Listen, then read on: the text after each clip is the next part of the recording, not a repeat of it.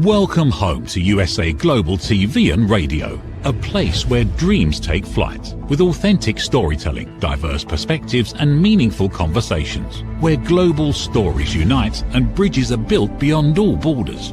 Discover world-class education, entertainment, hope and inspiration.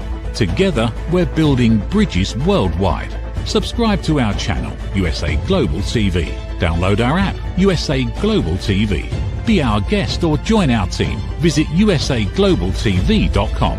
Thanks to our founder and executive producer, Dr. Jacalyn KERBECK. Music score by Yeffy Tang from Cloud Road Music. Voiceover artist Mike Porter. Creative direction by Paul Garcia. USA Global TV and Radio, your home for global connection. All rights reserved. This video and its contents are the exclusive property of USA Global TV and Radio. Unauthorized use, duplication or redistribution in any form is strictly prohibited.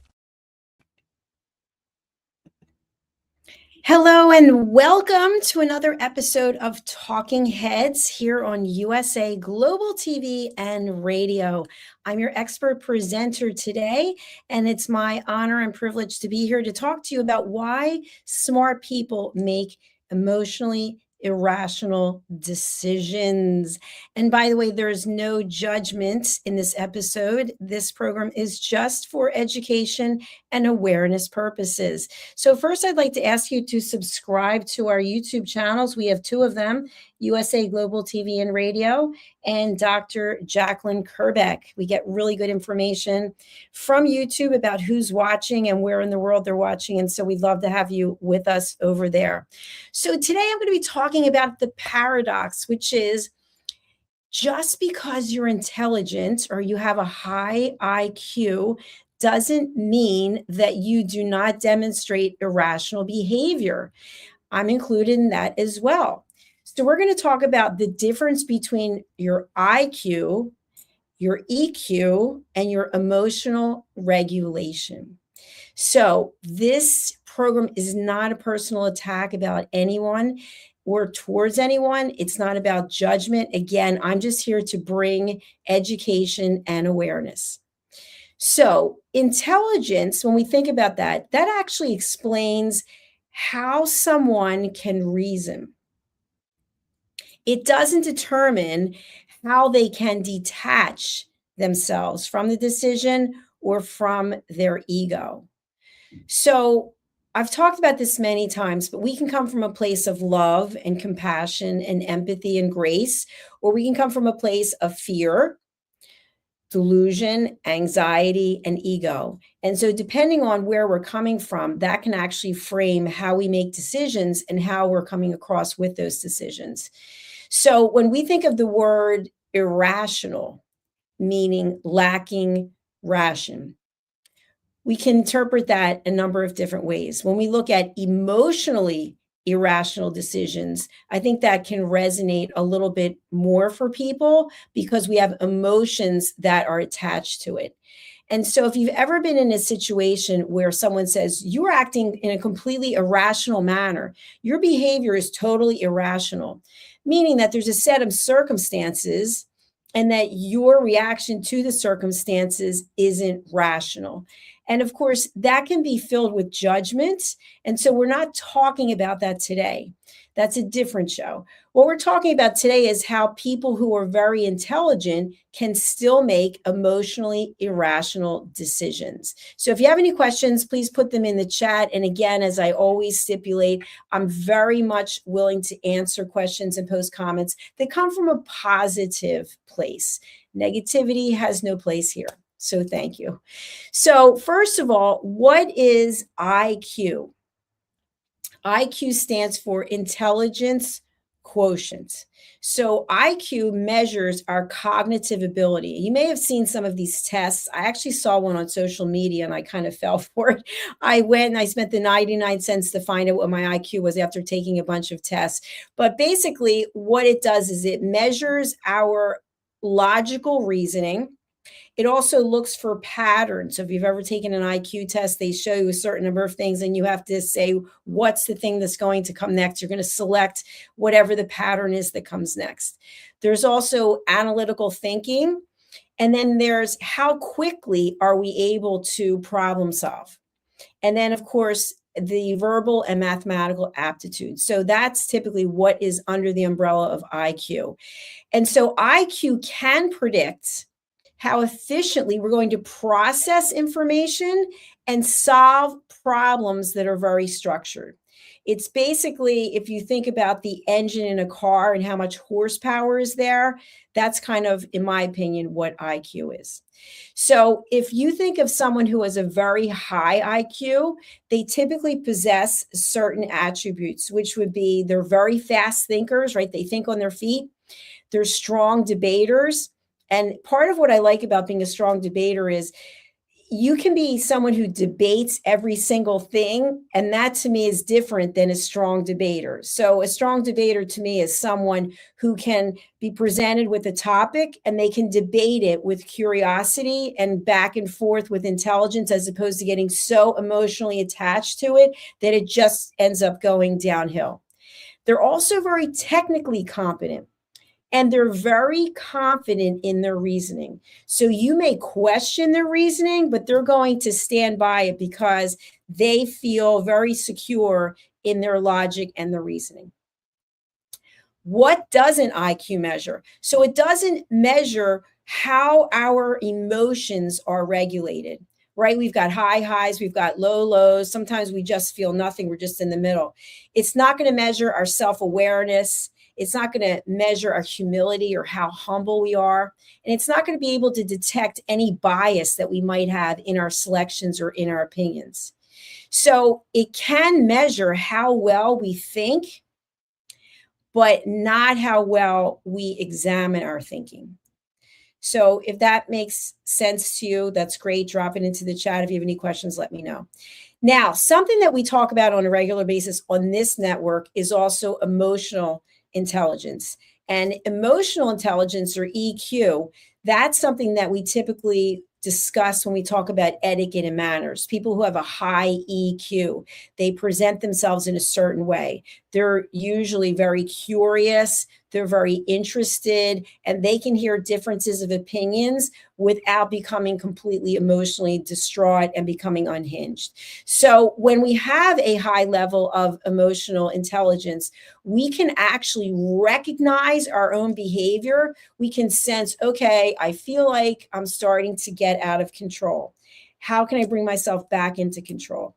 And also, they're really good at reading the room. This is something else that I talk about, especially with my listening courses, knowing your audience, seeing who feels uncomfortable, who feels comfortable, who's probably going to contribute, who might not want to contribute, being able to assess that, understanding how people process information. Some people are visual learners, some people are audio learners, some people like doing role plays, some people hate doing role plays. So being aware of not just yourself, but your audience and the people in the room.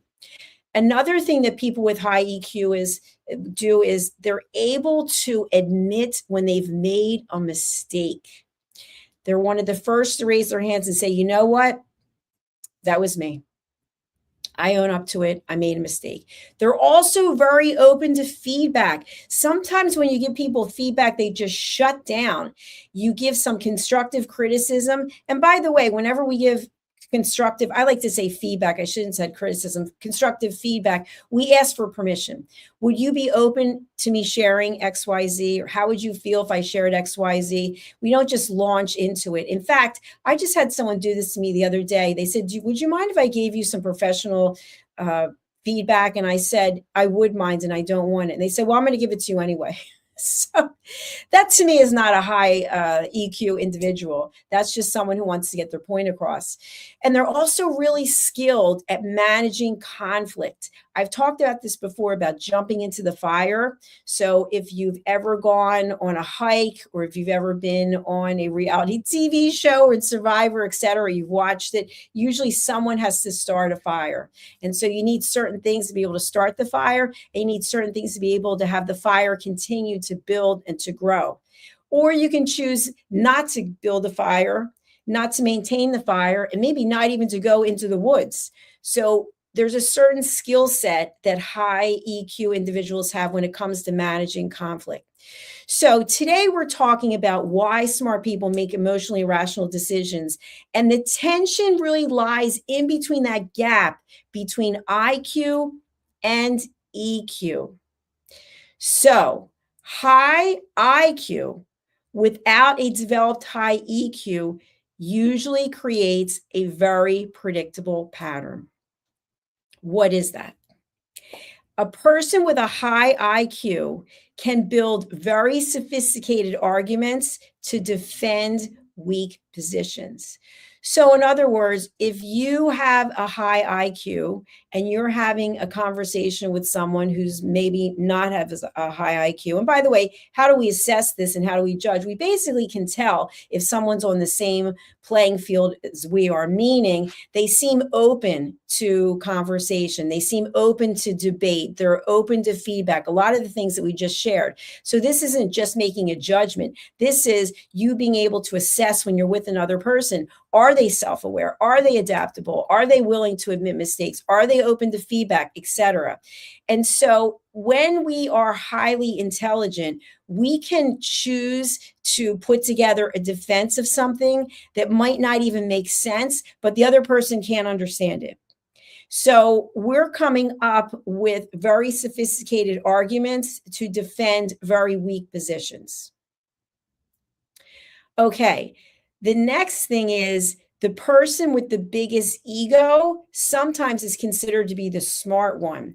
And I just have been watching a show called Traders. I don't know if you're familiar with this show, but it's a reality TV show. And one of the participants talks a lot and is very verbal and is very outspoken. And so that intimidates some people. And I think in this particular instance, I think that this person's using it as gameplay, but I'm not sure. But people can use this as gameplay in life, right? If I overtalk you, if I outtalk you, then I could be perceived as being more intelligent because I just have so much to say. Meanwhile, what it does is sometimes it drives the other person backwards and they're sort of in a weaker position in their own mind because this person has stepped up based on their ego to be able to overtalk you. And to me, and I'm not talking about the particular TV show, but when I've witnessed this in real life, to me, that doesn't come across as a high IQ, that comes across as a bully. And bully can be a judgmental term, but we all know what bullying behavior is. So that's not what we're talking about today. However, when we make emotionally irrational decisions, we can be perceived as coming from lower vibrations, as being perceived as coming across with negative energy. So that's not something that I want to do. We all have a choice. You can choose if that's how you want to show up. So the whole point of this episode, again, is to bring education and awareness. It is not to judge anyone for how they're showing up or how they're not showing up. So we also can come across with emotional threats. So when we're emotionally threatening someone, that is defying logic.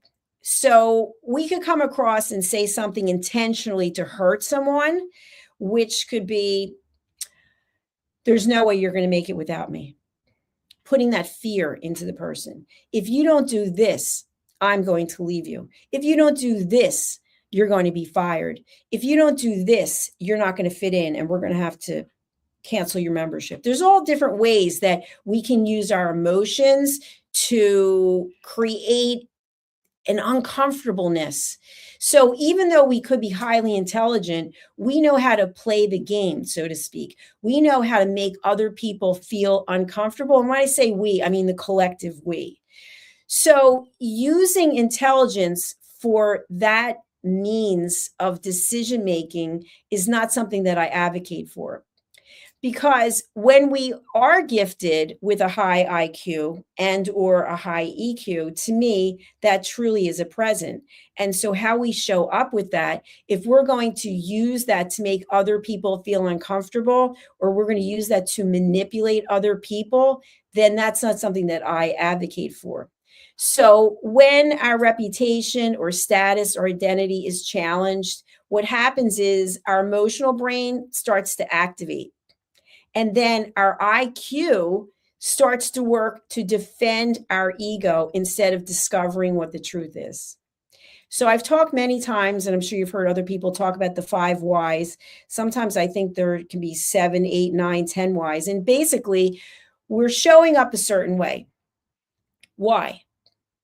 Then we come up with an answer. Why? And by the time we get down to 5, 6, 7, 8 whys, we typically have the core of what the issue is. So knowing that you have a high IQ, if you've been tested and you know you have a high IQ, or you don't have to be tested, it just has demonstrated throughout your life, but you have a low EQ, you may be able to out debate someone, but you may lose perspective. And I think perspective is really important. So our IQ can explain how we can put together an argument about something. And our EQ will determine whether or not we're willing to revise it. So I want you to think about a blueprint that an architect has put together to design a home. And imagine you have the blueprint in front of you, or it's on your screen and you're looking at it, and everything looks like the house has a good, strong foundation, but there's a few things you want to change about it. And you go to the architect and you say, you know what, you did a great job, but I want to change a few things. And the architect gets offended and says, what do you mean? This is what I do for a living. You can't tell me what to do. I know what to do. And I know that this is the way that it should be. And then we start to get defensive. This is an example that I want you to think about in day-to-day life, because even though we don't specifically have a blueprint for our life and we don't have a blueprint for our relationships, there is a blueprint, and it's evolving because life is filled with changes and opportunities. And if we are not willing to revise the blueprint, then we might be losing out. So in the example I just gave, which I just came up with, the architect may say, you know what, this is the way I'm building the house. And if you don't like it, you can go find another architect. And another example, which this has happened to me, it might have happened to you, you go out for dinner or lunch and you look at the menu and you want to make some changes because you have food allergies or you just have to tweak something that's on the menu. And the server says to you, I'm really sorry, but chef will not allow any changes. Then the chef comes out and says, why would you want to change my dish? This is an award-winning dish. This is the way we serve the dish. If you don't like this dish, then you can leave. Now, the chef has every right to do that, and you may choose to leave. It's the same thing in a relationship, except we have choices because we're not all of us award-winning chefs and we're not all architects, but we are the architect of our own blueprint. So we may have to refine that blueprint. We may have to refine that recipe. We may have to refine whatever it is if we want to have cohesiveness and peace. But that's not always our goal. For some of us, our goal is to be right. We want to be right regardless. So no matter how much IQ we have or how much EQ we have, usually the EQ and what I'm talking about are not going to go together. We want to be right. For every conversation, we're the winner. I won that conversation. I showed her. I showed him. And the other person is completely beaten down, maybe sometimes in tears, but we're the victor because we won. Now, to me, that's not winning. To me, that's not, I feel great about this. I feel good about the way that it went. But some people do feel that way. So we can use our intelligence to manipulate conversations, to manipulate resolutions, because we're able to outthink the other person or the situation. And by the time they catch up, we've already won. But what is winning? What is winning? Each of us have our own opinion about it. To me, winning is having peace, is being able to sleep at night, is being able to have calm conversations with other people who have completely different opinions than I do. I call that curiosity. And I think when you travel the world and you see how other people live, it's really interesting. I think it's fantastic. Even in the United States of America, different parts of this country, you can go different places and people live different lives. Now, when you encounter someone who has not traveled the world, they might only see things through their own eyes. And that's that example of the architect with the blueprint. They see it as the blueprint of where they live or how they were raised. They can't imagine it being any other way. And so we have a choice, and the choice is that we accept how that person sees things or we don't. And we have a choice of when we don't, how we show up. Are we going to judge them? Are we going to label them? Are we going to make them feel bad and say things that are negative? Or are we just going to be quiet? I think the real joy is in finding peace. And for each and every one of you who are out there, how many of you are living a peaceful life? Now, when I say peaceful life, does that mean necessarily that you're a monk? Does that mean that you are living in isolation? Does that mean you're staring at a wall? No, of course not. It doesn't mean any of those things. What it means is that in here, you are at peace. You are happy with yourself. Maybe you're on your own journey. Maybe you're still designing your own blueprint, but you feel peaceful. You don't feel a sense of anxiety. You don't feel a sense of, wow, I don't know what I'm doing. I'm at a complete loss. You're on a journey. And during the journey, you're going to learn certain things. And so think about how you're using your intelligence. We have some of the most intelligent people in the world running our world, and they make mistakes. They make mistakes. Sometimes they're not using their own emotional intelligence. Sometimes they're listening to others. And even on social media, it amazes me what garners so much attention is the negativity. People love negativity. I personally don't. I don't succumb to any of those things. I don't comment on any of those things. But yet, highly intelligent people are commenting on things on social media that are of the lowest vibration whatsoever, and they just keep perpetuating it. So there's a story that might have been out years ago, and they continue to perpetuate the story today. You have to ask yourself why. Why are you spending your time doing this instead of helping others? If there's a situation where people were harmed, why aren't you helping them? Why aren't you reaching out to them? Why aren't you giving back instead of spending your time promoting negativity? So whatever your intelligence level is, I would ask you to give grace, to show up with compassion, and to be kind to other people, and not use your intelligence as a tool to put others down or to outmaneuver others. You know, if you've ever been involved with negotiations, and to me, everything in life is a negotiation, some people will use their intelligence to outsmart someone else. And I love a good comeback when they've underestimated the person they're dealing with and the person actually outsmarts them. But to me, outsmarting someone really means showing up with kindness and showing up with integrity and doing what you say you're going to do. Today, I'm doing 5 TV shows in a row, which, let me tell you, is a lot of work. Wardrobe changes in between, and then changing my headspace for whatever the topic is. So why am I doing it? Because I said I was going to do it. And so to me, that means a lot. It might not mean a lot to you. You might just drop in and watch 5 seconds of the show. But to me, I have television shows and I'm committed to showing up. And so I do.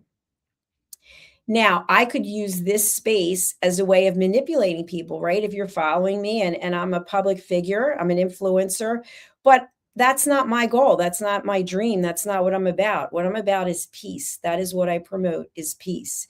And so I hope if you are following me, or if you're new to following me, that you are someone who wants to live a peaceful life. Maybe you're not living it right now, but that is your goal. You are working towards it.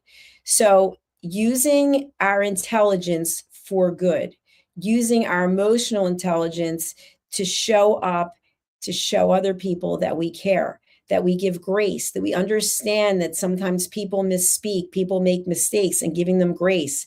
And so there are horrible things that happen to people. And if you've ever watched a courtroom situation where there's someone on trial who has murdered someone's family or whatever the case may be, and you see the family members who are left and they forgive the person, and people go, I don't understand. How could they possibly do that? This person did X, Y, and Z to their family. Because they're giving the person grace in the most horrific of situations. And by doing that, they're giving themselves grace. They're forgiving, but they're not forgetting.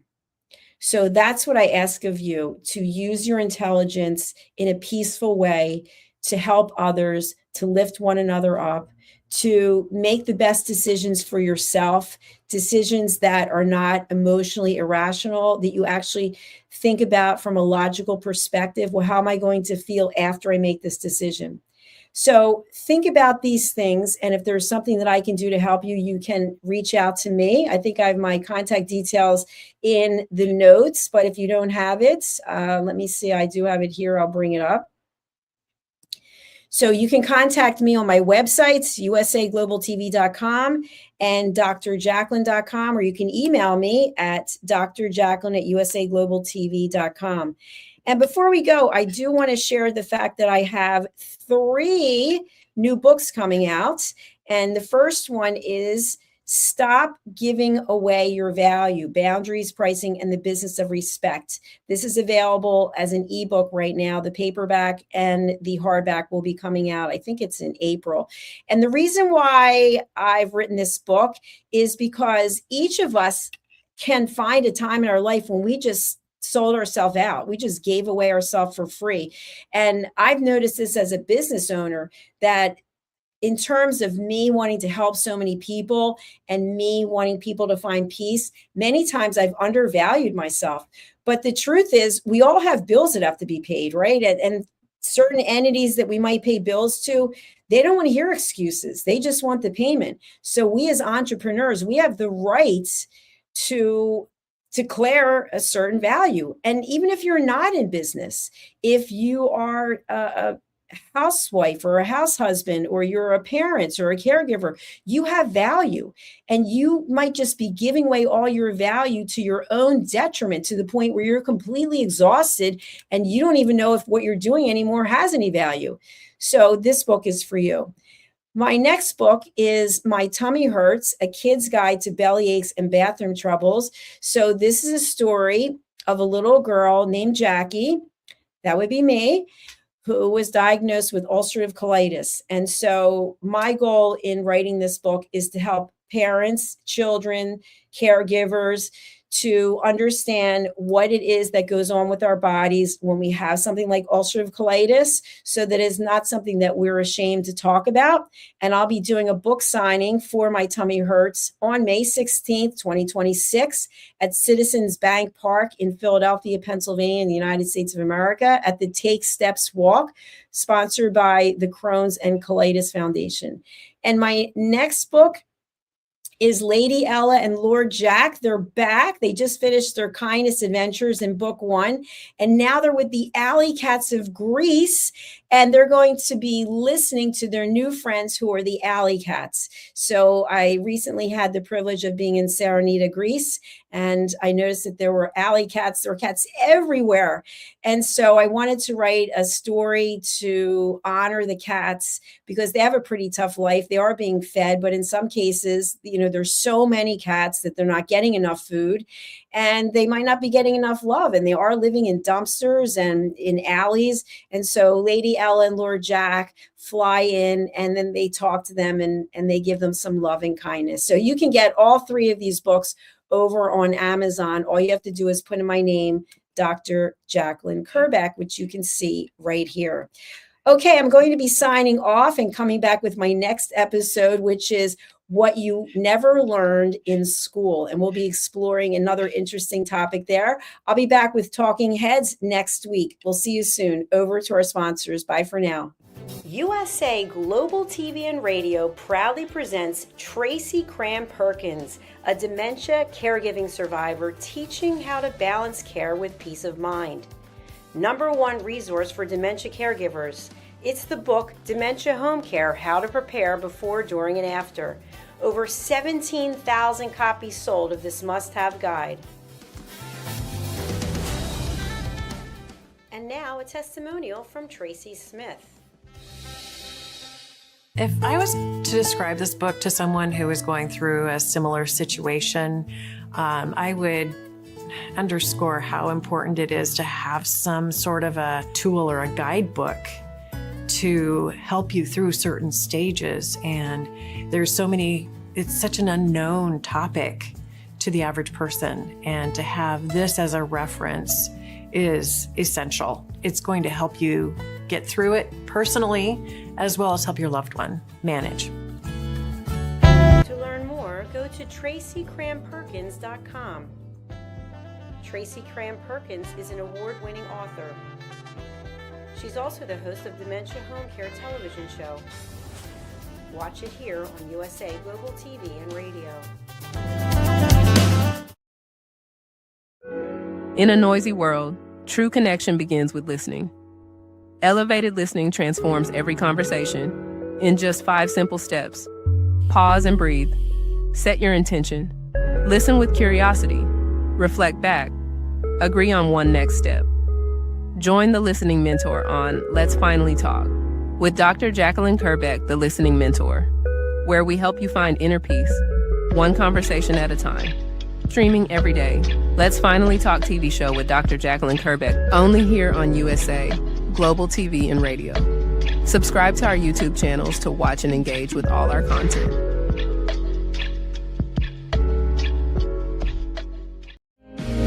Listen, babe, now, listen, babe, now. Listen, babe, now, listen, babe, now. Listen, babe, now, listen, babe, now.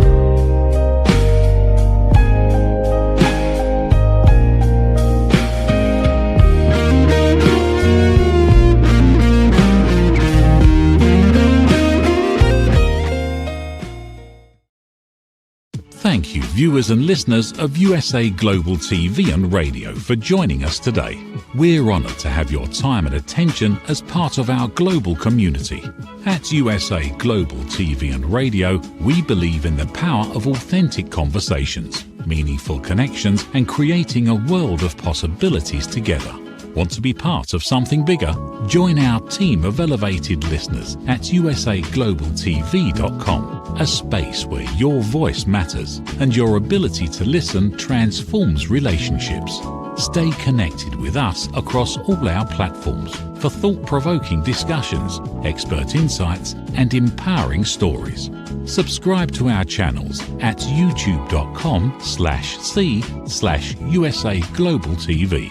Follow us on social media and explore the endless opportunities we're creating for growth, learning, and inspiration. Together, we're not just broadcasting, we're building bridges and changing lives one conversation at a time. For inquiries, contact us at info@usaglobaltv.com. Produced by Executive Producer and Director Dr. Jacalyn KERBECK. Voiceover by Mike Porter. Creative direction by Paul Garcia.